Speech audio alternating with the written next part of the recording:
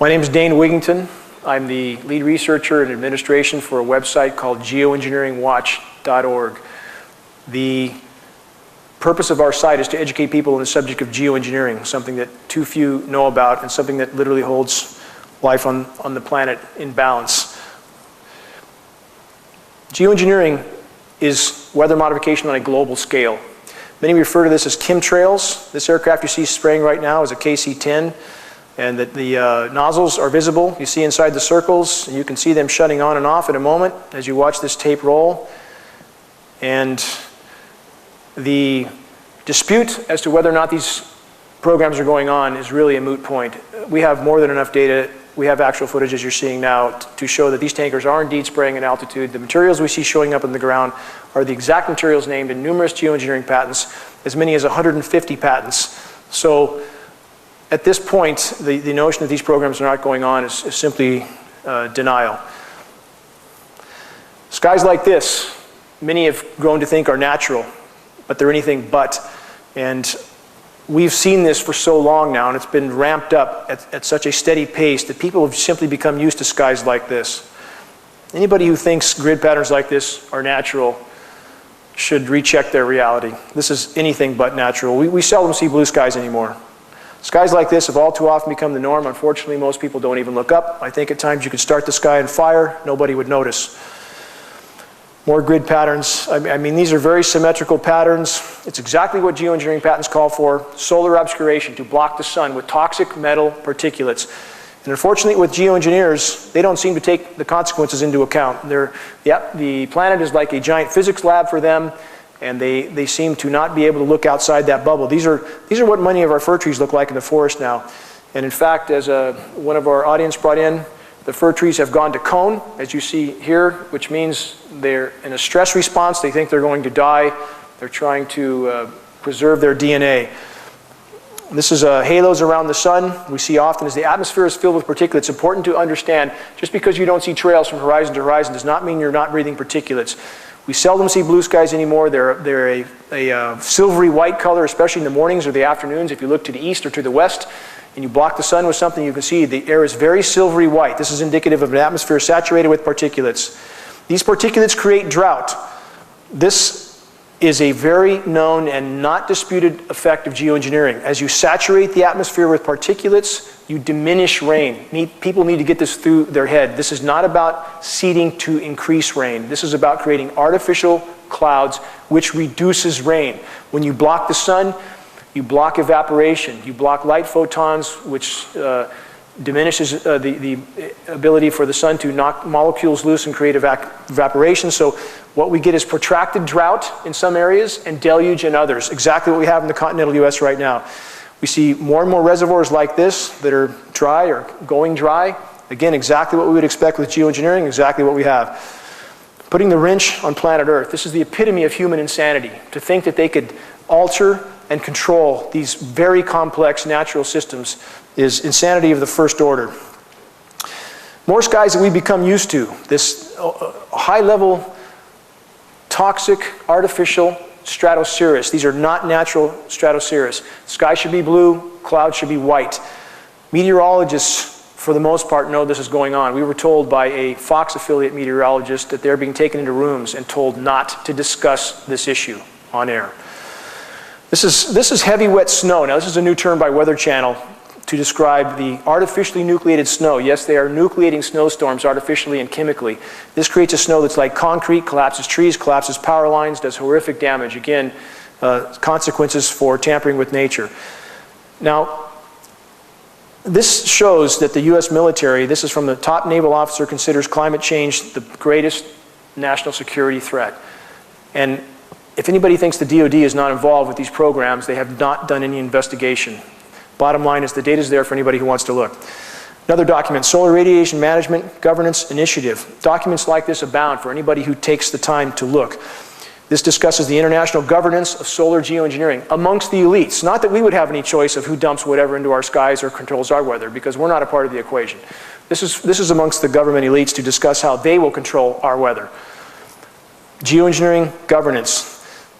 Another such document, discussion from the global elite as to how they will control our weather. No say for us. Full spectrum dominance. This is a military term for a desired objective to control all aspects strategically, including the weather. The weather is known as a force multiplier with the US military. Geoengineering, governance, and technology. This document was from January 2nd of this year. It's 40 pages long, can be found online, can be found on our site, outlines the full governance proposals for geoengineering, because of course when you mess with part of the system, you mess with the entire system. And again, the global power structure is discussing this amongst themselves. The public does not have any input to this equation. Weather as a force multiplier, a term I mentioned a minute ago, owning the weather in 2025. This is a stated US military objective to own the weather in 2025. And I do not mean to imply that the US military is the only player in this game. We have China and Russia on the other end of the fence, and at this point it's a tug of war with the atmosphere, and the American public appears to be one of the victims in this equation, and it appears that there are other internal objectives against the American people to control food supplies, control water supplies, control water rights, so forth. Now, as I said before the start of this show, semantics are very, very important. The terminology you use to convince people of this issue being valid is important. If you Google chemtrail, you find conspiracy theory, first thing that comes up, massive Wikipedia definition, and they guard this definition very carefully, by the way. I've had scientists who have contacted me who have tried to alter this definition and point out that this is a layman's term for geoengineering. Within 5 minutes, it's changed back. They watch this definition like a hawk. Again, anybody who thinks this is commercial traffic, may be confused about where they're going, they should think again. I mean, this has nothing to do with commercial traffic. If you Google geoengineering, this is the front page you find. Our site is the second item on that page. We're all science, no advertising, no politics. Geoengineering is hard science, and if people pursue that term, they'll find credible data. Semantics matter. This is a patent. This means that the person who owns this patent has the sole right to carry on this program. This is called stratospheric Welsbach seeding for reduction of global warming. This describes expressly the payload disbursement of aluminum nanoparticles into the atmosphere. So these patents exist, about 150 of them, describing the intent of blocking the sun by spraying these aerosols into the atmosphere. Global warming and global dimming. Global dimming is something people should be familiar with as well. As of the latest reports, 22% of the sun's direct rays no longer reach the surface of the planet. They're being blocked. The planet is literally encased in a cocoon of toxic metals. Yes, pollution is a part of this problem, but we believe a small part in comparison to the geoengineering dispersed aerosols. So as they block the sun, the list of consequences is horrific, one of which is vitamin D deficiency, of which 98% of the US population is now deficient in vitamin D. The host of diseases and ailments that ensue from that is horrific, not to mention the fact that we are breathing these particulates. So photosynthesis for plants, another issue. You can't block the source of life on planet Earth without consequence. These are the skies that many have become used to. That is 100% aerosols in that photo. That is not stratocirrus. Scientists seek to legitimize geoengineering while acknowledging its catastrophic effects. Again, the scientists, and many of which I know, are little concerned with the consequences of their experiments. They're just, they look at the planet as a giant physics lab for them to carry out their little operations. Obama's geoengineering program, Poison from the Sky. Obama's science advisor, John Holdren, strong advocate for these programs.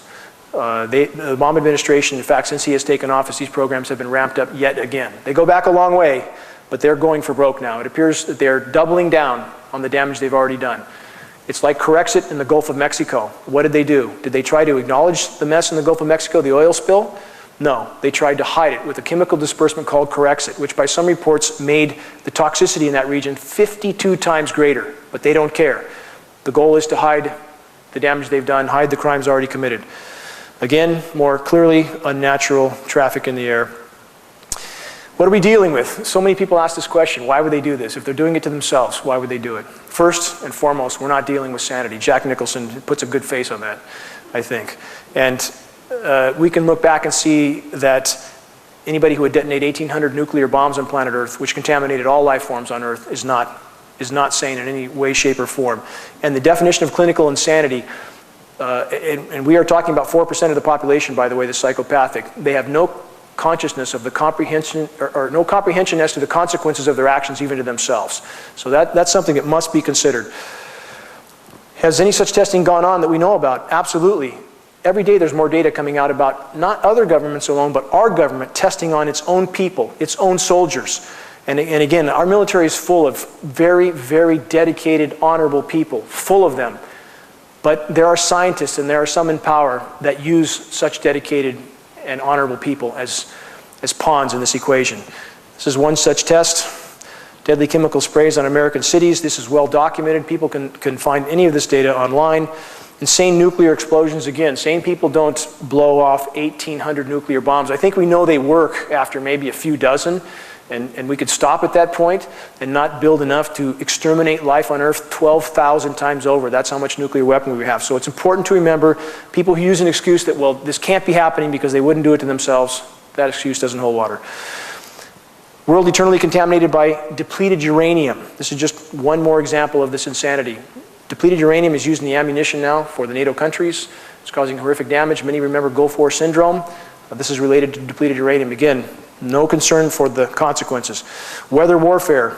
This is going on right now. We appear to have China and Russia on one side of the fence, the NATO countries on the other. The atmosphere has become a battlefield, a very covert battlefield with all life on Earth at stake. Mechanics, airline executives, and doctors talk about Project Cloverleaf. Many ask, are there just military tankers in these programs, or is there commercial aircraft? In fact, with GPS tracking, commercial aircraft have been identified from the ground, leaving particulate trails. And Project Cloverleaf appears to be the outline for this. It makes sense. It's a way of artificially stimulating the economy, keeping non-profitable airlines in the air and flying. We don't implicate pilots, airline personnel at all in this, in the sense that these programs, based on the patents for powder contrail generators and so forth, part of the spraying apparatus, automated. We don't believe pilots have anything to do with the actual operation of these systems. Blue skies as they used to look, as they should look. Skies again as they look now. Important that people start to look up. Our atmosphere is as thin as a layer of paint on a basketball. It doesn't take that much to damage it. No atmosphere, no life. Chemtrails, nano-aluminum, and neurodegenerative and neurodevelopmental effects. Russell Blaylock, MD. Russell Blaylock is an internationally recognized neuroscientist, award-winning neuroscientist, speaking on the record about the lethality of these programs. Nanoparticulate size, so small they are taken through the lung lining straight into the bloodstream where they adhere to cell receptors like a plaque. They're bioavailable, they build up in the body, causing a vast array of diseases and ailments. To give an idea of the size of these particles, if you see the little blue dots on that hair, those are micron-sized particles. We're talking about particles that are 1,000 times smaller than those in relation to a human hair. It's inconceivably small. Again, Russell Blaylock warning about the ailments related to these atmospheric spraying programs. Alzheimer's. Now, as of April of this year, 1 in 3 seniors in the US dies with Alzheimer's and or dementia. Doesn't mean dies from it, but dies with it. So, and it's not either a black or white situation. Just because you're not diagnosed with this doesn't mean that you're not on your way to that point. There's a whole lot of in between. So there's no question that all of us have had our neurological system affected. We're all breathing this stuff. It's inside all our systems. So these are staggering statistics, 1 in 3 with Alzheimer's and or dementia. Autism. Autism has increased 10,000% since 1975. 1 in 50 children now has autism, also related to aluminum. Morgellons, another disease that appears to be related directly to the spraying. There are also fibers in the patent I showed you earlier, polymer fibers. It appears that some people's systems react violently to these fibers trying to work their way out of the system. So Morgellons is becoming a very serious disease the medical industry has yet to recognize, we believe connected with the spraying as well. Synergistic effects of environmental and heavy metals. These metals are toxic in and of themselves. When you combine them, they become much more lethal. We've been given studies recently that indicate when mercury and aluminum are combined, toxicity increases as much as 10,000%.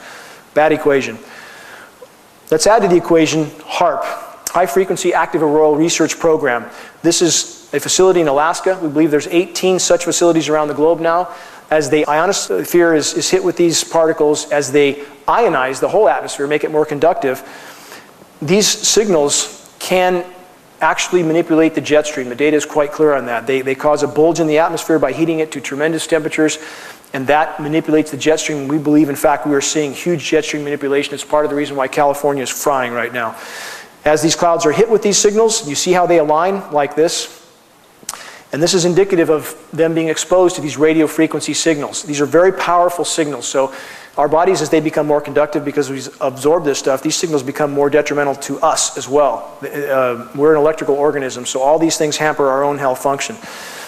Another article, the effects of HAARP on the ionosphere. Again, the atmosphere is nothing but a massive physics lab for these people, and they seem to have no regard for the consequences. Clearly, something radical happening to this cloud, and we can say for certain that something's going on, some sort of experimentation. This is not a natural phenomenon. Same here. Now, this is an article by a Canadian journalist named Will Thomas, Chemtrails, Wireless, and You. And again, as our bodies become more conductive from these particulates and we're exposed to more and more of these signals, and especially the signal from HAARP, which we see, by the way, the signature clouds above our area a lot. HAARP helps build the high pressure up like we've had over us again and again and again. These particles dry the air out. If anybody wonders why there's no dew in the morning, you almost never see dew. We have single-digit humidity because these particles absorb and accrete all available moisture. They virtually suck it right out of the atmosphere and out of the foliage. So these facilities, these ionosphere heaters, are a radical effect in the weather patterns we see happening of late. History Channel also airs proof HAARP weather manipulation. A lot of documentation on this. Jet stream movement, unprecedented jet stream movements. So we see this almost all the time now in the lower 48 especially. And this appears to be connected to, for example, what they might be trying to do in the Arctic could be affecting us horrifically here, because the jet stream, as it moves across us, it's part of that long-term manipulation that I believe right now this is why we're frying at this point, because there are some very profound things happening in the Arctic, and we appear to be one of the regions that gets thrown under the bus for the manipulation of things they're trying to do to accomplish what they're trying to accomplish in the Arctic. So again, this is a very complex equation, and when you affect something upstream, it affects everything downstream. More HAARP signature clouds. You see the ribbing in these clouds. This is typical of something exposed to the HAARP frequency. Now, this is Project Lucy, which involves these ionosphere heaters. Again, these massively powerful atmospheric heating devices. They are releasing, methane is releasing now around the globe in many locations, and I'll elaborate on that as I go further into this presentation. But as this methane is hitting the atmosphere, methane is, over a 10-year time horizon, 100 times more potent a greenhouse gas than CO2. It's virtually like covering the planet with a layer of glass. Now, their latest proposal, as the experiment gets worse and worse, as they play weather whack-a-mole, they're now, we believe they're already at this program, to use the ionosphere heaters to nuke the atmosphere in a desperate attempt to try to degrade the methane that is already one of the consequences of the programs they've already been at for 60 years. So the equation just gets worse and worse. And we believe, by the way, they have been at this for about 60 years. We have documents on geoengineeringwatch.org from the NASA archives that show weather modification activity in the US back to the mid-40s. More HAARP-exposed clouds. Chinese scientists create second artificial snowstorm in Beijing. Mainstream media covered this because the Chinese government openly announced they were creating artificial snowstorms. This is turning what should have been a rain event into a snow event. It's happening here regularly. December 21st of last year, we had a massive artificially nucleated storm. And when you're in the woods, like where I live, 40 degrees, and it starts snowing, these giant artificial flakes, and all you can hear overhead is aircraft flying low. We've tested the snow. It's packed full of metals. And this is causing horrific damage to the trees and the foliage. This is ozone hole from the Arctic. You see 1984, where you don't have any blues. 1997, lots of blues. This also is a part of the geoengineering program consequences. As they saturate the atmosphere with these particulates, it causes ozone damage. The science is extremely clear on that. Many have felt how hot the sun feels on their face. If you drive through parking lots in Costco, Walmart, or around Reading, you'll see the south-southwest sides of the trees literally burnt off. This is not natural, and this ozone hole is expanding. They're trying desperately to hide it. Unprecedented ozone hole opens up over Canadian Arctic. More documentation on the ozone problem. Recent changes to Gulf Stream causing widespread gas hydrate destabilization. This is methane hydrates, which are releasing from the seafloor as we speak in multiple places around the globe. As geoengineering has altered the weather patterns, it's altered the rain cycles, it's altered again, as the wind patterns are altered, the ocean currents are altered. That appears to be a causal factor, a major causal factor in triggering methane hydrate release. More wind, more storms. We're seeing that now around the globe. Arctic Methane Emergency Group. Planetary catastrophe is inevitable. This is from a group of scientists in the Arctic right now. And again, one must always sift the baby from the bathwater. And I've met some of these scientists. And although they are correct that the methane is a global game-changing event and a planetary catastrophe, what do these guys propose? That we geoengineer. As if it hasn't been going on for 60 years already. Now, either these people live in a hole or they're lying their butts off. So if this is an attempt to legitimize geoengineering, we don't know for other reasons or aspects, but we know enough about geoengineering to know at this point it is a cure, quote, cure, that is far worse than the disease. The planet has not been allowed to respond. Now, this is another attempt that should show the depth of this issue. White House, this is only 3 weeks old. White House warned on imminent Arctic ice death spiral. We will probably have an ice-free Arctic this year.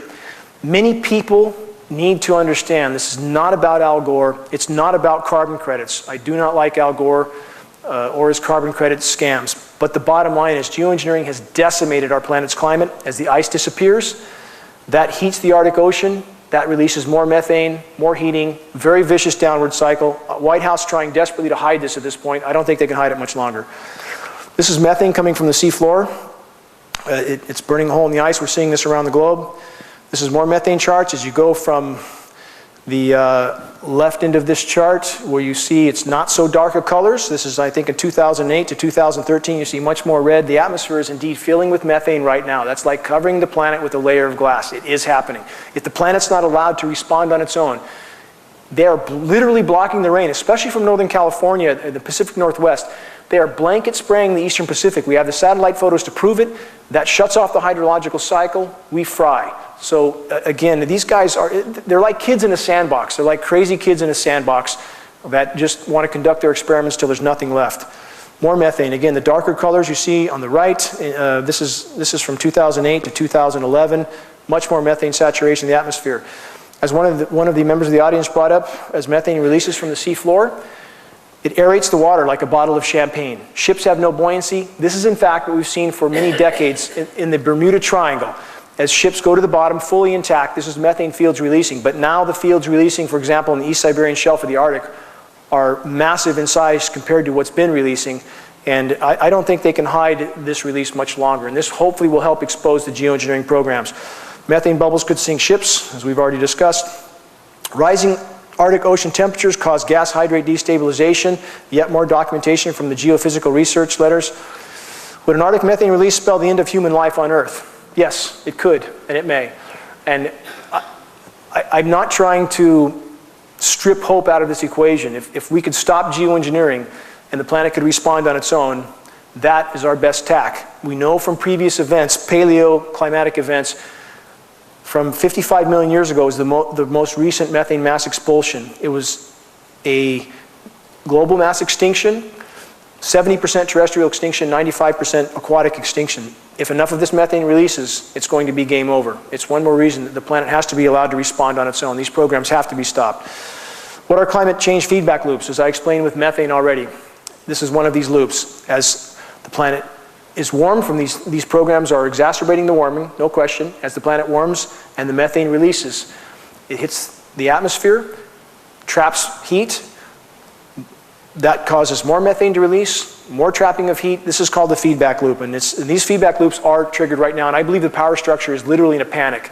They thought they could play God with the weather, with all of us as part of this experiment, and now they know that you don't get something for nothing in this equation. I believe they're in absolute panic trying to figure out how to put the genie back in the bottle, but it can't be done. What they can do is stop hampering the planet's ability to respond to these problems. This is temperatures, and again, you hear a lot of argument about this. Is the planet warming? Is it cooling? It's too political. This issue is too political. You know, Al Gore is such an incredible idiot that he has caused people to not look at the truth, and his hypocrisy, unbelievable hypocrisy, has really muddied the water. You take geoengineering out of the equation, and people wouldn't be scratching their heads about this. We had a snow event in Amarillo, Texas, May 1st of this year. It was 100 degrees on the ground on May 1st. It snowed on May 2nd. Anybody should know this is absolutely unnatural. This is fully documented. This is on our site. I have all the data from NOAA about this event on our site. Geoengineering is skewing the equation, making people think that things are getting cooler. They are not. So again, this is not about Al Gore, but geoengineering is trapping more heat than it deflects, shredding the ozone layer, stopping the hydrological cycle, killing the boreal forest, poisoning our waters and soils. It is the elephant in the room at this point. Ocean acidification, also a huge factor. Our oceans are being acidified very rapidly at this point. The oceans are virtually on the verge of collapse, and we're seeing fish stocks decline some 94–95%. If the ocean is gone, oxygen content is depleted further. That's the major source of oxygen on planet Earth. Boreal forest, the second source of oxygen. Global oxygen content is indeed plummeting right now. So you can't, again, you can't hamper these systems with the toxic spraying that these guys are doing around the globe and not have biosystems collapse. Are our oceans on the brink of collapse, as we discussed? Yes, they are. These articles are out there for anybody who bothers to look, because certainly our mainstream media wouldn't cover this. They're too busy telling us when the next episode of American Idol's on. Massive fish die-offs. These are occurring around the globe as we speak. Yet more. And more. And half of Southern California sea lion pups have died this winter. Many people don't know about this. There's thousands of them dying washing up at the beach. They simply have nothing to eat. Although radiation from Fukushima has been implicated in some of this, much of the rest is just simply a lack of food. And these events will not be hidden much longer. That's why I have no hesitation discussing them, and people can call me alarmist, they can call me whatever they want. This is happening now. You are here. This is ice decline. Although people have referred to modeling for the climate scientists, and I use the word loosely. I mean, our quote-unquote scientists are often very disconnected from reality. They're paid to say what they say. That's true. But in fact, if we have an ice-free Arctic this year, and all indication is we may. If it's not this year, it'll be next year. That's about 100 years ahead of modeling. So yes, the modeling's wrong, but it's far short of how bad it really is, and geoengineering is fueling that fire. Arctic ice death spiral. Again, the innermost ring is the mass for the Arctic ice right now. It is 19% of what it was 30 years ago. And once the ice is gone, the ocean will heat very quickly, methane will release faster, and the temperatures we've seen rising. We know we're going to be 113 here in our area tomorrow. I mean, these are record-breaking, record-shattering temperatures. We're going to see a lot more of this if the planet's not allowed to respond. And based on all available data, by the way, from an event 5 million years ago in Earth's history called the Pliocene Epoch, as there's more carbon in the atmosphere, there's normally more rain. The planet responds. The boreal forests thrive. They're not killed with these toxic particulates as the sun's blocked and the rain's blocked. And so we would have more lush conditions right now if they weren't spraying. There's other implications that aren't all positive, but the bottom line is, how do you fly 1,000 jets or more around the planet every day dumping these toxic particulates and think you're going to do anything but harm? This is another graph on Arctic ice mass. You see it's going straight down. What the hell is happening to the Arctic sea ice? Geoengineering is happening, and it's making the situation worse by the day overall. They can, I want to stress this, geoengineering can and does create very significant short-term cooling events. It absolutely can and does. By the time you divert the jet stream, pump cold air south, artificially chemically ice nucleate, which is like throwing ice cubes into your swamp cooler, that's how you go from 100 degrees to snow in one day, as we saw in Amarillo, Texas. It can create these short-term cooling events, which are very confusing to people. How does it snow in June? Or they see these things on the news with the Weather Channel hypes up. But at the cost of a much worsened long-term warming. That's the price that's paid with geoengineering. New concerns about the climate change in the boreal forest. Our forests are dying. Latest report I saw from boreal forest in Alaska, 30% mortality. Anybody who says the trees are not dying, and some of our local biologists will say this, everything's fine, nothing's wrong. Drag them out in the forest and let them look at our trees. Manzanita's even dying. You ever try to kill a manzanita? It's dying everywhere. It's flashing out dead. 10-foot high plants are flashing out dead. They cannot take the bioavailable aluminum in the soil. They cannot take the increased UV. They've taken all they can handle, and now they're dying. Fir trees are dying everywhere, as I said, and I think this year will be absolutely cataclysmic. When you block the rain, those who moved here probably love the forest. When you block the rain and you alter photosynthesis and you load the soils with bioavailable aluminum, the trees begin to die. Now you coat them with an incendiary dust. These metals are an incendiary dust. Now let's add dry lightning. Because we've had diminished rainfall, we have a more conductive atmosphere, so we have more lightning now with less rain. Cataclysmic for the forest, and in fact, on forest fires, more dead trees, as we see here, What's killing the great forests of the American West? I just described that. Many people don't even know our forests are in sharp decline. They're in very, very sharp decline. And I think this year may be cataclysmic as far as the fires go. To reiterate how much metal's in our soils, this is a graph that as it escalates toward the right, this is the amount of toxic heavy metals in our rivers and lakes adding up over the last 20 or so years. It's adding up exponentially, and it's the big elephant in the room. People ask, well, why aren't the agencies discussing this? Why isn't EPA screaming their lungs off about this? Because the system's been rigged for them not to. I've been in high-level EPA meetings in Sacramento. 5 top EPA people, arranged by a congressional rep, told in my face, the system's rigged. They're mandated to test for combustion particulates only. They don't care what else is in their samples. It goes out the window. They quit testing for aluminum in the water in 2002. Now the runoff test with Fish and Game, which I communicated with 2 weeks ago, has made it clear that although they have to test for 130 elements, and anybody who puts runoff into the systems, guess what? They don't have to test for aluminum anymore. The system is rigged not to show these particulates. Who else profits from this? Chemtrails and Monsanto's new aluminum-resistant gene. We have the disaster capitalist. Monsanto is now going to save the day, apparently, with their drought-resistant, aluminum-resistant seeds. If you talk to people in Shasta County or anywhere around the country, most of them will say they're having great difficulty growing anything. The soils have been sterilized, fungus is taking over. It's just like in the human body. When you kill all the good microbes, funguses take over. Same is happening in the environment right now.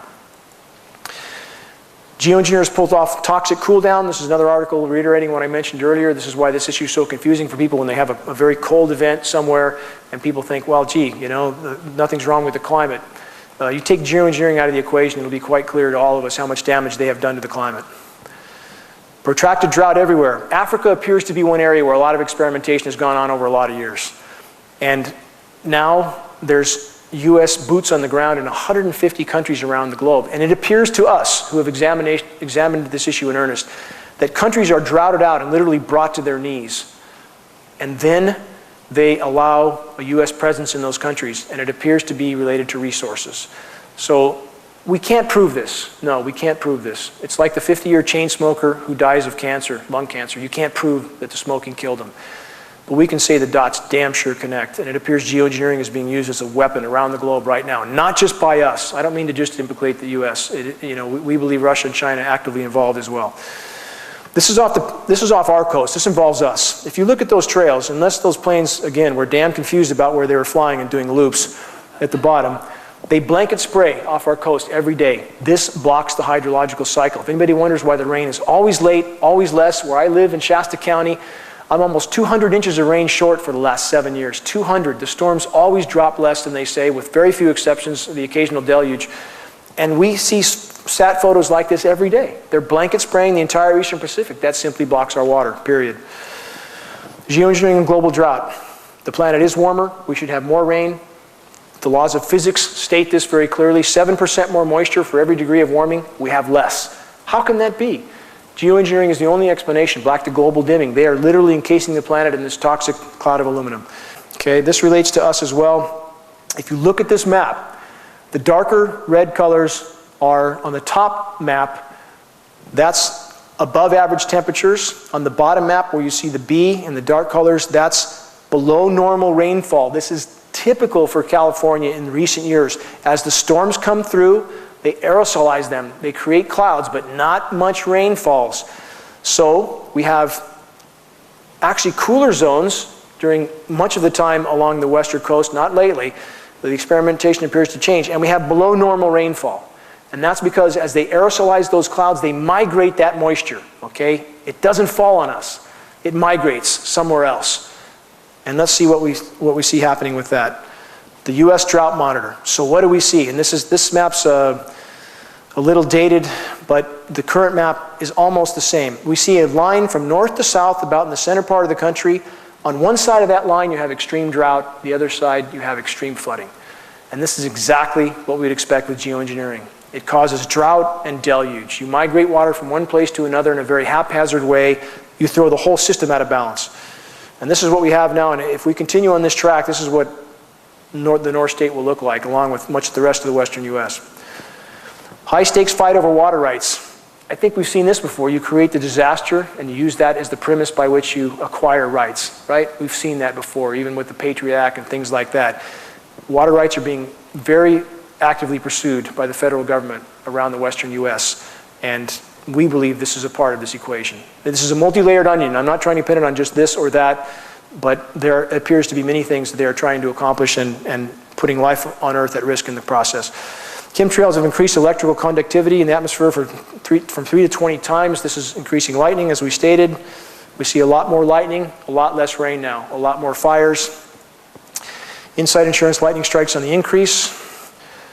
Climate Emergency Institute. This regards atmospheric oxygen. As you see the bottom of the graph as it heads toward the right, that indicates rapidly depleting global oxygen content. No oxygen, no life on Earth. I think we all are clear on this, and it is decreasing rapidly. When you acidify the oceans from the methane release, when you poison the boreal forests and you burn the boreal forests, the Earth's oxygen-making capacity is greatly diminished. And the less oxygen we have, the more physical ailments we'll have, period. More fish die off. We see that happening, again, around the globe. Oxygen depletion, the next great environmental scare. As we indicated, a lot of science available on this for those who choose to look. U.S. wildfires, as we discussed, rapidly on the increase. Last year, Siberia lost 100 million acres of forest, 100 million. The U.S. lost about 11 million. And this year, again, could be absolutely cataclysmic. We are in uncharted waters in the Pacific Northwest now, in California. We have record low fuel moistures, record high temperatures, and it looks like the scheduled weather, and I use that term specifically, the scheduled weather for us is much more of the same. So we could be in for quite the ride this year. Now, what's this doing to species?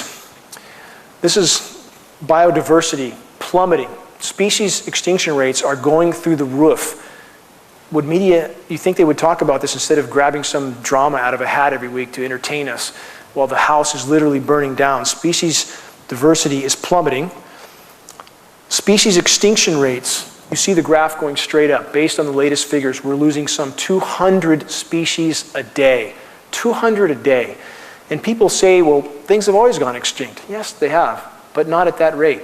That rate reflects 10,000 times background extinction rates. That's 1,000,000% of normal. That's not natural. There is no cyclical pattern in this that's natural in any way. It's about as natural as saying people die. You know, that's natural too, but you put a gun to somebody's head and pull the trigger, they're going to die a lot sooner. Geoengineering is the single greatest environmentally destructive factor on the planet Earth right now, period. But they're simply too heavily invested to turn back. They'll do everything to hide it, we believe, but if we could simply bring it to light, I believe those participating would cease. The Earth's 6th great mass extinction is occurring as you read this, get more documentation. Geoengineering, runaway climate change, and the poisoning of life on Earth.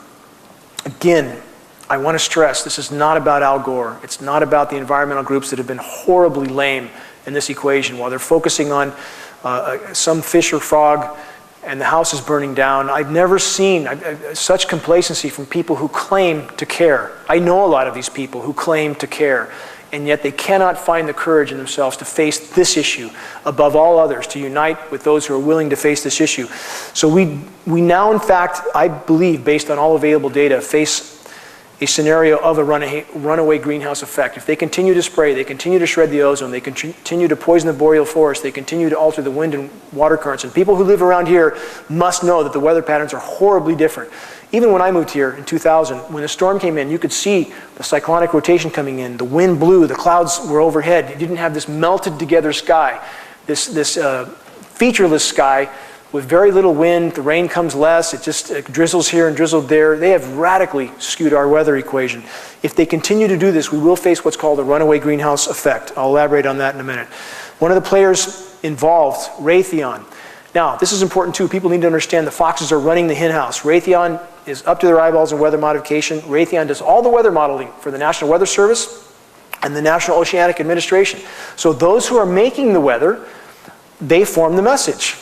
They're the ones telling us what it's going to be like. Do you wonder what does mostly sunny mean? What does that mean? Mostly sunny now means a sky full of sprayed aerosols. That's their term. They've coined lots of new terms because, again, Raytheon does all the modeling for National Weather Service and NOAA. Lockheed Martin, by the way, does all the modeling for the FAA. Now, let's put the Rothschilds into the equation. I realize this sounds very conspiratorial, but in fact, they do own the major weather disseminating agencies, Weather Channel, Weather Underground, Weather Central. So here we have players that are up to their eyeballs, behind the scenes in the global geoengineering operations, also controlling the message. That's why Weather Channel now has terms like, the rain is going to change over to snow. Well, since when did rain just change over to snow without orographic enhancement? It means moving over mountains, or without colliding with the cold air mass. Why would rain change over to snow at 45 degrees? Because it's being chemically nucleated. We have the patents for this process. We know what's going on. We've tested the snow. The Chinese admitted they were doing it. So they have all these terms now to make people go back to sleep and think it's normal. They call it heavy wet snow again, this concrete snow that destroys everything. And so that's why it's frequently to have these events like I mentioned in Amarillo, Texas. 100 degrees one day, snow the next. People should know this is not natural weather or cyclical patterns. Again, more Rothschild's ownership, Rothschild's and the geoengineering empire. U.S. military explores geoengineering, which we know that they have for many, many years. There's too many journalists now, especially of late, they're writing books and doing articles describing everything we see, everything. The intention to disperse these aerosols at altitude using aircraft, and yet nobody admits to the elephant in the room. This is the king has no clothes scenario, but we think they can't hide it much longer. Systemic denial of geoengineering continues in spite of the mountain of evidence. This is what we see with mainstream media. Good old Al Gore. Matt Lauer exposes Al Gore's hypocrisy. I think we know enough about Al Gore to know where he fits in this equation, but I want to stress, you got to get him out of the equation. This is about real damage being done on the ground. Climate has been horrifically damaged by geoengineering alone.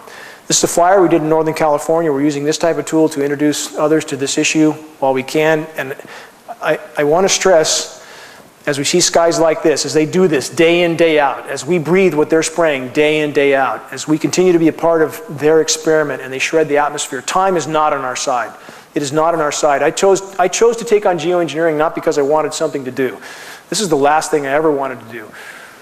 I've had my life on hold for 10 years because I believe, based on all available data, after I did considerable research and testing on this issue, if geoengineering does not stop, nothing else will matter. I believe absolutely nothing else will matter, and that brings us to Venus syndrome. This is a scientific scenario, and we are on this track. Many people think that Venus is 900 degrees on the ground because it's closer to the sun. This is not true. Venus, now based on the latest study, was thought to have oceans, but it experienced a runaway greenhouse effect. As the atmosphere is filled with, in our case, methane, and this continues to trap heat, causes these feedback loops which feed on themselves once they are triggered, then the warming does not stop till the planet reaches a new equilibrium. If we stay on this track, we will end up there. And this is not a linear equation. I want to stress that. We can't look back and say, well, civilization's gone on 200 years, so at this particular trajectory, it'll take another 100 years for this to happen. This is a non-linear equation. It is happening at blinding speed right now. I believe even in the coming months and 2 or 3 years, I think that the effects that we will see based on what's already been triggered can't be hidden, and the cataclysmic nature of these effects will become evident. It's imperative that we let the planet respond. The planet must be allowed to respond on its own. No one has the right to play God with the weather, and we will all bear the consequences of this. So Venus is as warm as it is. The whole premise of geoengineering is to block the sun, to create a greater albedo for the planet. Albedo means reflectivity.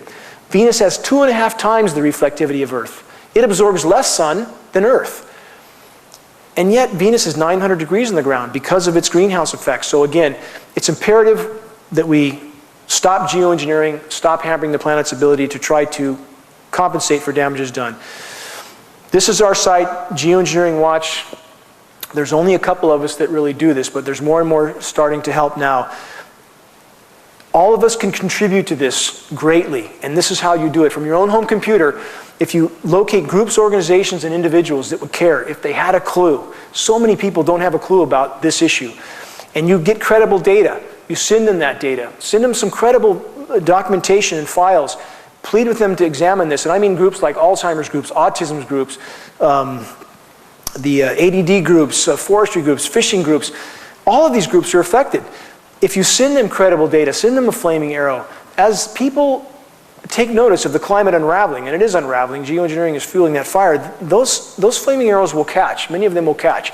If you arm yourself with flyers, for example, to pass out, we have a lot of credible flyers. You can download them off geoengineeringwatch.org for free.